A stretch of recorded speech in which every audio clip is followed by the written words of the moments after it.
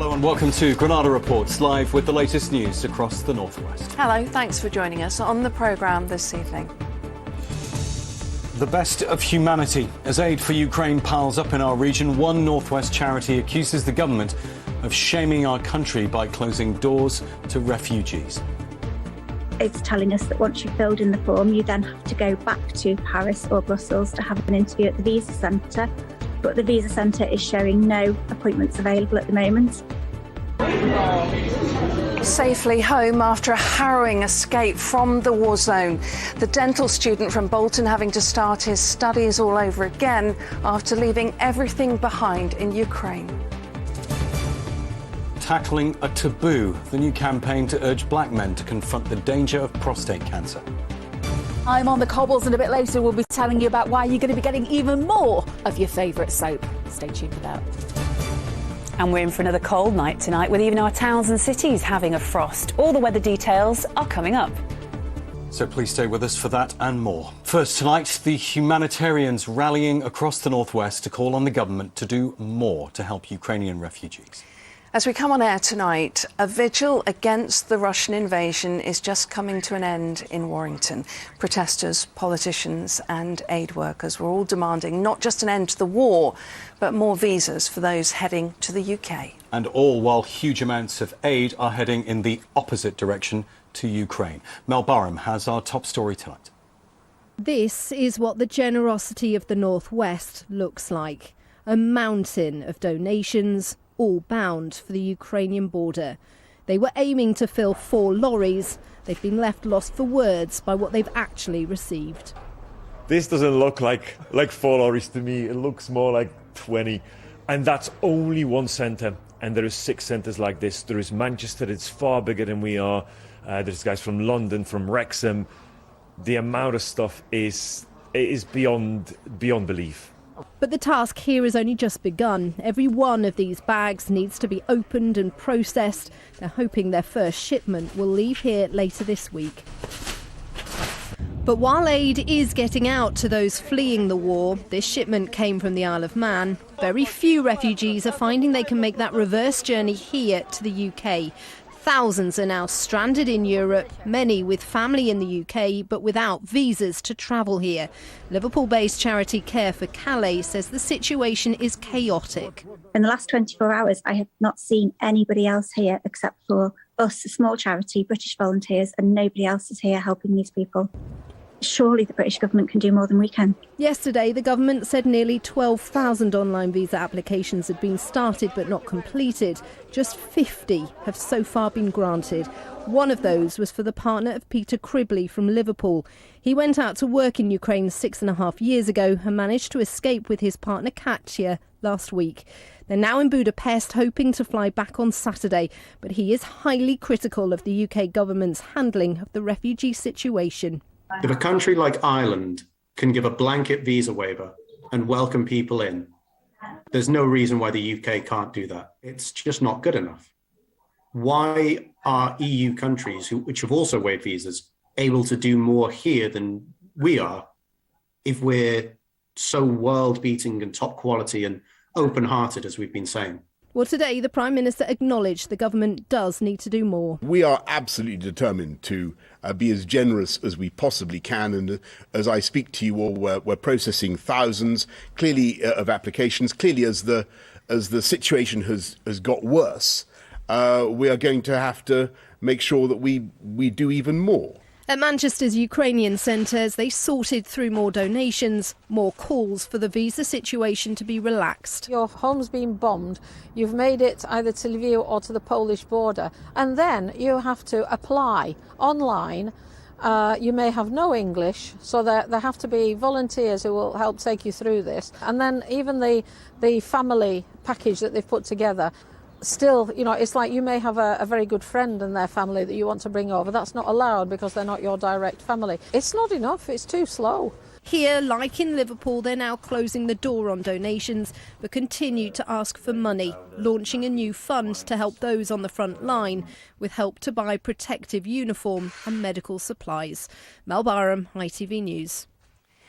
Well, staying with Ukraine, I was scared but knew I had to be strong. The words of a student from Bolton who slept on the border with Poland for 3 nights in the hope of escaping the war. Sohair Ali was studying to be a dentist in the east of the country when the Russians attacked. He found himself in a crowd of thousands trying to flee just days later. Well, we're pleased to say he is now back home with his family.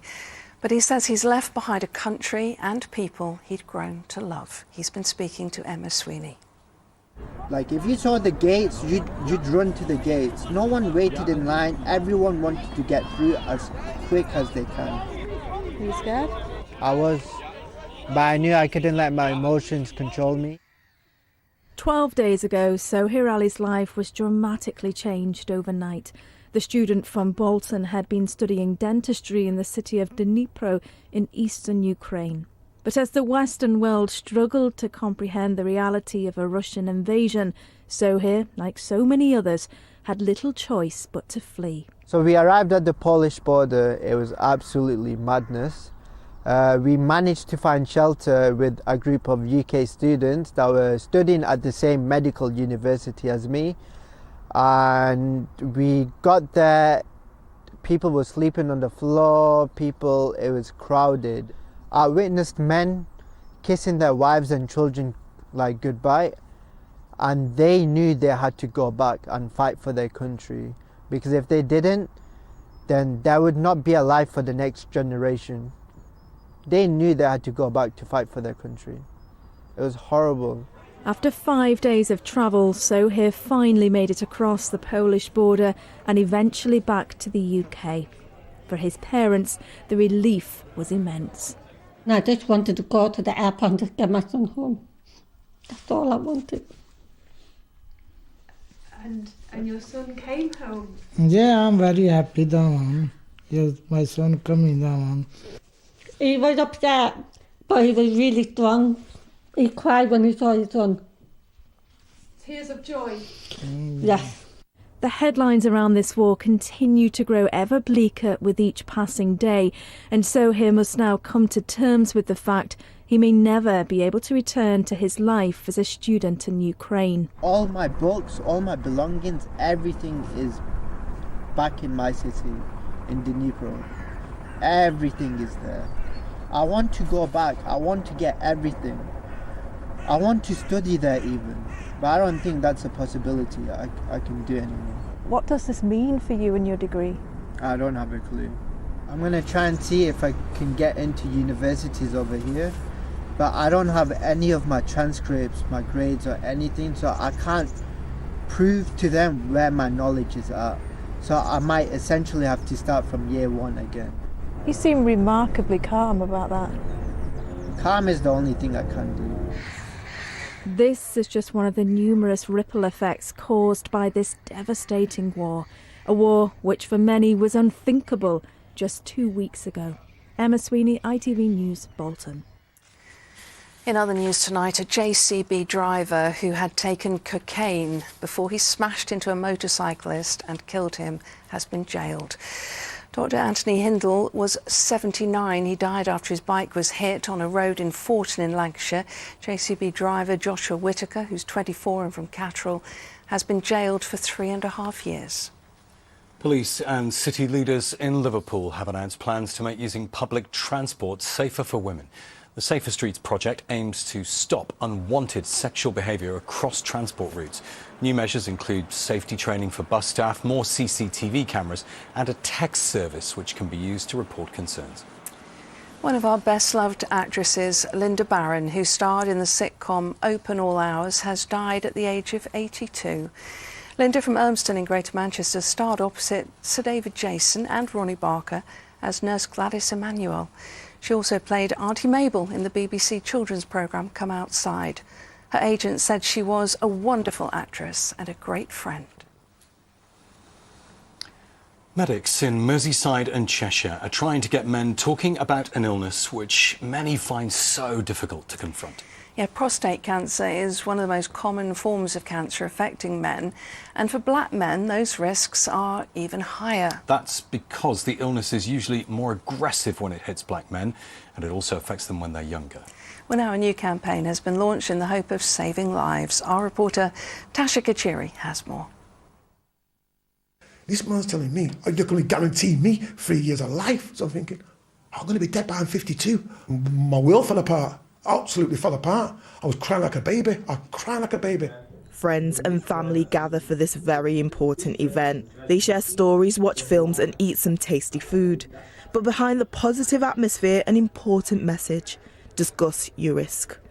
Gilly Morgan was diagnosed with prostate cancer when he was 49. His cancer was so aggressive, he was given just 3 years to live. I had a choice, and I chose the choice of the operation because I'd rather live than be dead. Discuss Your Risk is a local campaign headed up by Cheshire and Merseyside Cancer Alliance and Prostate Cancer UK. It aims to raise awareness of the risks of prostate cancer in the black community. Gilly spoke about his experience and urges every man to get tested, especially black men over 45. So there is some taboo attached to that. If you have a test and the tests are painful, it may sort of demasculinize and things like that. It doesn't. One of the options available is the PSA test. They take a blood test from your arm and they send it off. Every man can get tested by a blood test from your arm. Men out there make an appointment and go and get a test. It's so easy. How was the test? Oh, simple. It's only taking blood. 1 in 8 men will get prostate cancer in their lifetime. Black men are 2 to 3 times more likely to get that form of cancer than their white counterparts. And when they do, it's more aggressive and they get it at a younger age. You would think that that would mean that we are seeing more black men coming in, but we're not. I think historically there is lots of evidence that black men don't come forward to their GPs and don't present, and I would say we're certainly seeing that at the moment. When I found out I had prostate cancer, and my auntie told me that, she explained to me that your dad had it as well. I looked my father in the face like I'm talking to you now and said, Dad, I've got prostate cancer. You had prostate cancer? And my dad said, no, I've not. And my dad was ill. He was actually dying, and I thought, I couldn't believe that. Black men don't talk about prostate cancer in ourselves. We're too proud, not just black men, white men, men across the board do not go to the doctors often enough. Gilly has already saved lives by speaking out. Mike was a childhood friend of Gilly's, and when he found out about his friend's diagnosis, he decided to check up on himself. And he was grateful he did. I was just numb. I think without Gilly Morgan, I don't think I'd be here today now. I wouldn't be here. The hope is that men heed this advice and get checked out, as the earlier you catch the cancer, the more chance you have at beating it. Tasha Kachiri, ITV News, Liverpool. And there is more information about prostate cancer on our website. It is potentially life-saving, and you'll find that at itv.com/Granada. Well, next tonight, news about the news, because tonight ITV News is making history. Yeah, the national and international news, which comes on straight after us, will be an hour long from tonight. Here's Mary to explain. This is the ITV Evening News with Mary Nightingale. Good evening. The ITV Evening News has been a constant presence on our TV screens for more than 2 decades, broadcasting live into millions of homes every day. Staying on A. Now we're getting even bigger. We've expanded our teams across the UK. It's a busy and bustling red carpet. The winds have been really picking up here since that amber warning came into place. Today has been nothing short of a disaster for the DUP. There'll be more of the investigative journalism we do best. This is all mould. This is all mould. His fictional party was a business meeting. And our correspondents will be live across the country and around the world. Have more of the stories that make you smile. Was that a good surprise? Yeah. I can stay here now. And we're bringing the national weather into the programme too, both in the studio and out on location. Inside those doors is a huge studio, which I'm still trying to get to grips with. I can't wait to show it off. Thank you very much indeed for that. So that's what's coming up, and it all starts tonight here on ITV. We'll see you there. We'll see indeed. And we caught up with Mary earlier for a quick chat about the New Look News. Yeah, she's very busy, but she found time to tell us what viewers could expect from this longer programme. Well, I think it's pretty big. I really do. You know, they're doubling the length of the programme and they have invested an awful lot of money into new resources. It's the biggest investment by ITV News in the network for 20 years. What can viewers expect to see that's different on the evening news from tonight? We always get a bit nervous when people mention the word different, because actually I don't think we should be doing anything different. We want to do more original journalism, more live coverage, more in-depth stuff, more investigations. You know, if I think back over the last couple of years, which have been so busy, haven't they? And I think of the work that Paul Brand did in care homes, Dan Hewitt's housing series of the appalling conditions that people are facing.